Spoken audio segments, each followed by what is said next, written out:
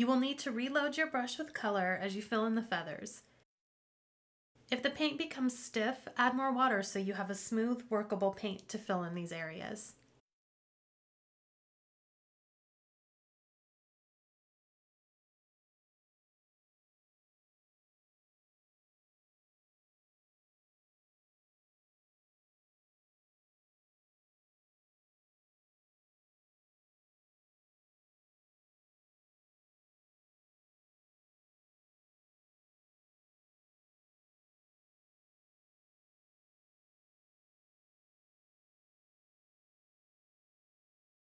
Next, working with the dark mixture we made earlier, add structure to the wing feathers by tracing over the line drawing with this color.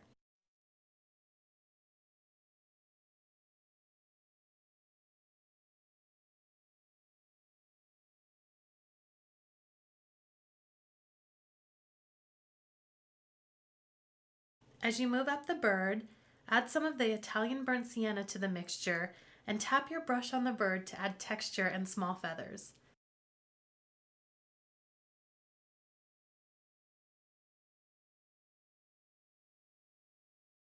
Also, streak this color along the line drawing on the neck and back of the bird to add shadows to the feathers that we placed earlier.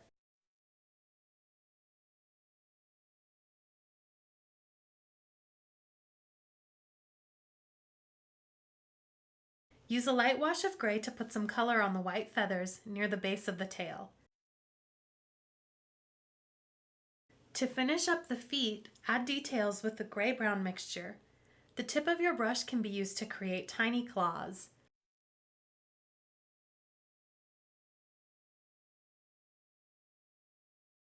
Also, add shadow to the back of the legs and make small dashes up the legs for added texture.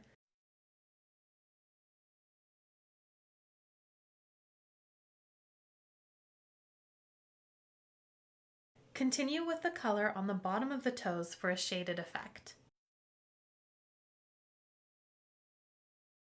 Finally, add the last details of the tail feathers by using this color to make a few streaks down the center of the main feathers.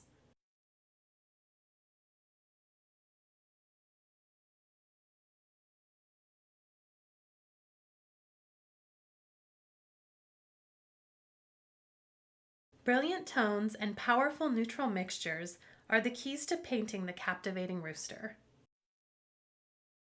The Lilac project uses a lovely combination of watercolor to capture this stunning and romantic plant. Use the following colors to create your own painting of a favorite springtime floral. Cobalt violet is sweet lavender. It has a nice vibrancy but can also be used in subtle applications. Granulation and a light-filled transparency are the hallmarks of this soft color. Viridian is a very versatile and transparent green.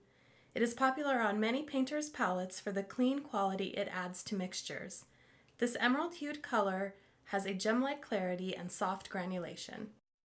Quinacridone gold is an essential pigment for many watercolorists. This paint is very saturated with a transparent amber-colored hue. It brings a warm quality to paintings and is wonderful for glazes and washes. To begin the lilac painting, we'll create a nice deep purple to give structure to our blooms. First, add plenty of water to the cobalt violet.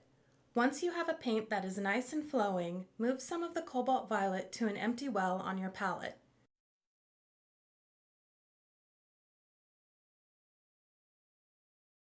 Into the violet, add a small touch of Viridian paint. You can see that the resulting mixture is a nice rich violet. If you like, test this mixture on a scrap piece of paper to make sure it is the shade you like.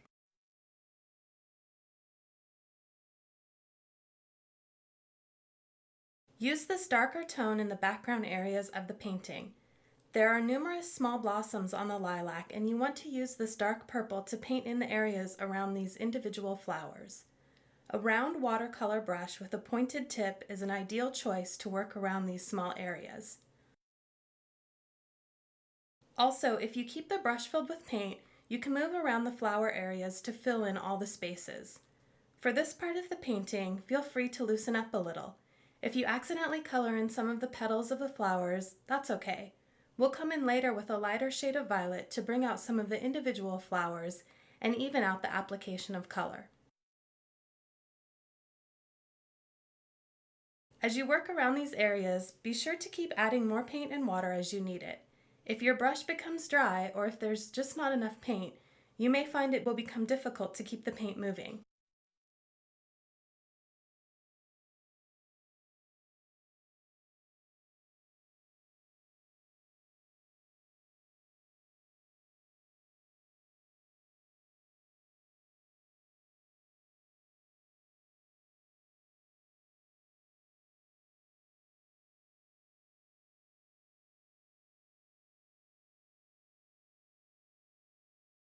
Moving on to the next flower, we'll repeat the same technique to fill in the dark areas around the blooms.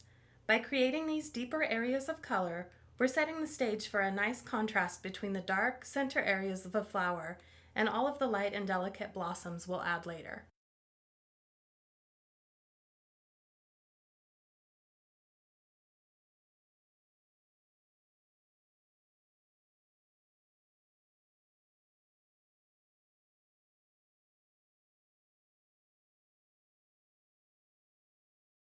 As this dark shade begins to dry, you can see the pigment beginning to settle into the paper. Because we're working with granulating pigments, you will start to see the paint creating some areas of light and dark as it falls into the texture of the paper.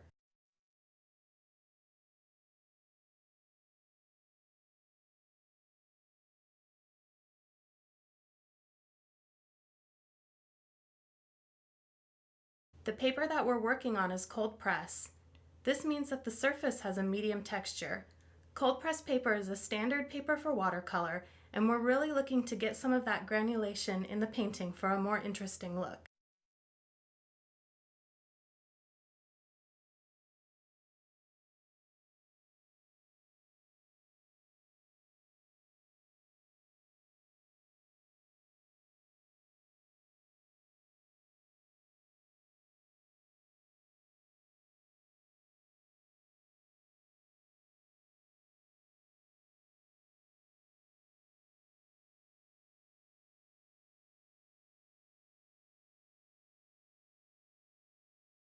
If you add plenty of water to your paint, you will get even more granulation.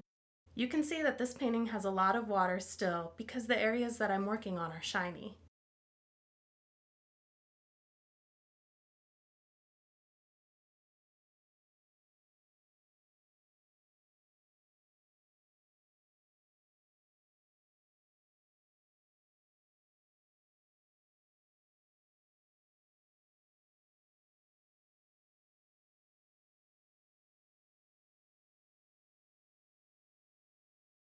Once this background mixture of viridian and cobalt violet is painted in, we'll need to let that area dry.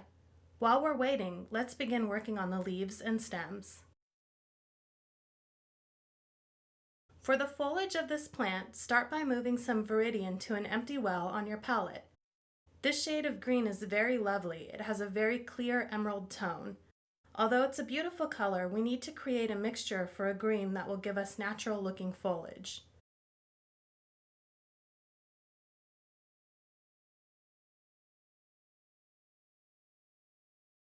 To the viridian, add some quinacridone gold.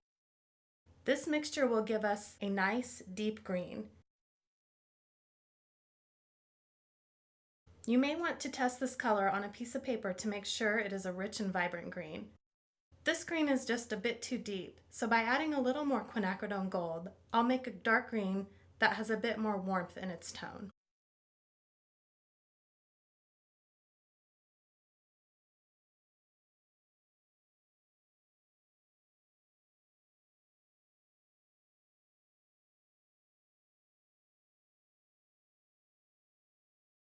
Using this dark color, paint in the undersides of the leaves. Following your line drawing, you'll see some areas where the leaf folds over and you see the bottom. Just use your brush to trace around these areas and fill in with your deep green paint. The mixture we're working with is almost like the color sap green. It's very vibrant, and as it dries, it will give you a subtle granulation on the page.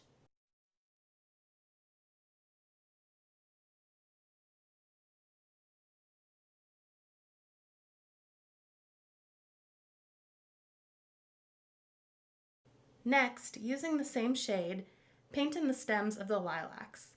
Keep a good amount of paint on your brush and make a slow, gentle stroke to color these in.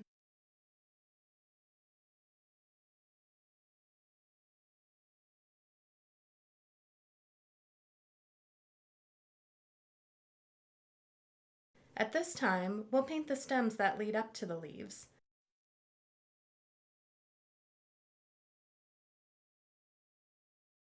Finally, paint in the stems in and around the blossoms.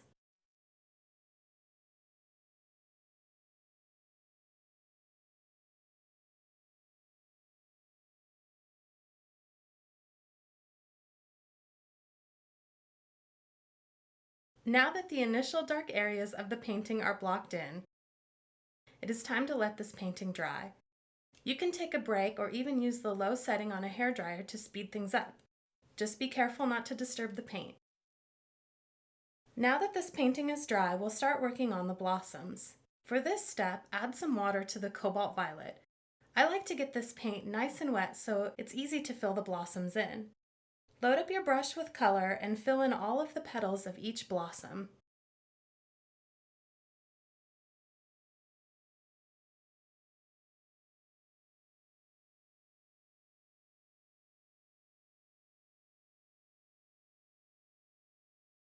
You can see that there are a lot of variation in the colors.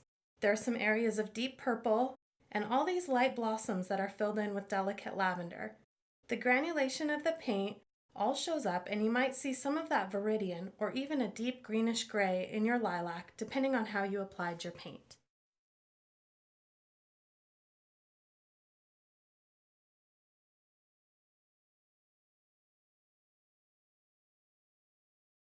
Add a bit more water to your mixture as you move down the flower. This will give you some lighter petals in the center of the bloom. These very light areas will look like they are highlighted by the sun as they dry. In some areas, it's okay if you gently paint over the background layer. If the background is fully dry, it will stay put and your second layer of color will add even more depth and pigment.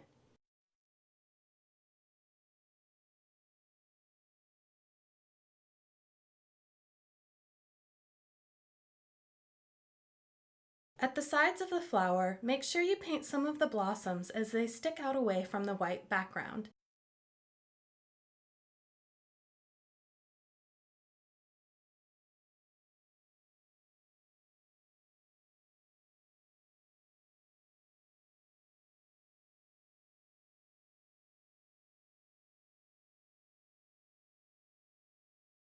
You'll see contrast between the light flowers and the darker background, and additionally, you'll get some nice contrast between the light petals and the even lighter background.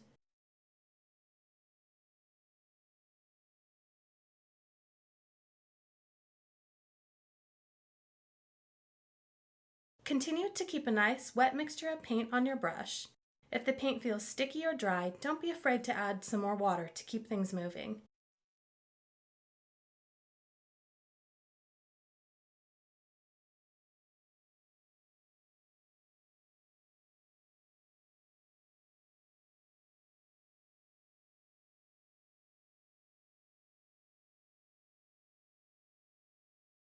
Where the two flowers meet, just continue on with these nice little strokes of paint. Alternate areas where you use more pigment, then add water to create the lighter highlights on the lilac.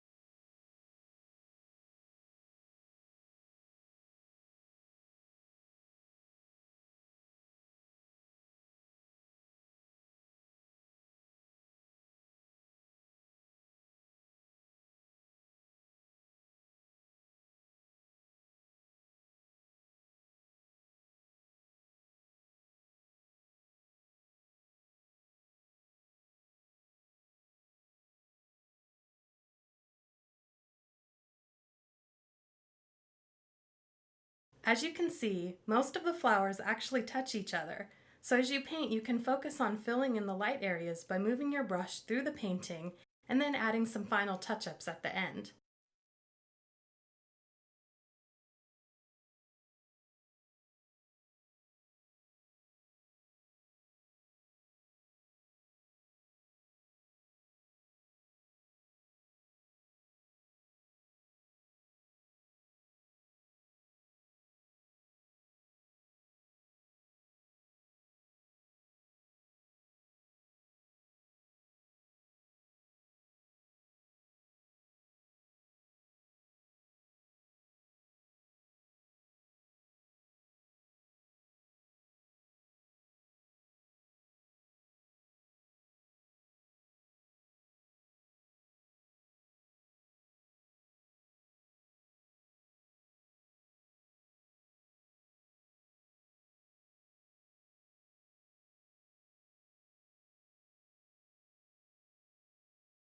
Now that we've finished painting the last few lavender blossoms with the cobalt violet, it's time to transition into finishing up the foliage of the lilac.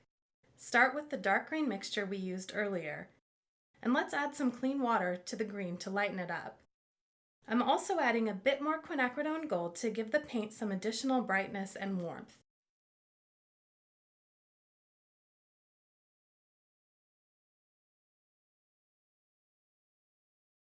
I'm testing this color on a sheet of paper to make sure it's lighter than what we used for the underside of the leaves.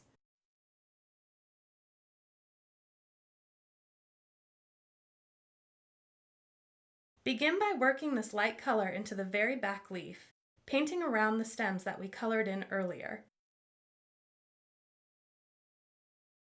I'm also moving this paint right into the top of this other leaf.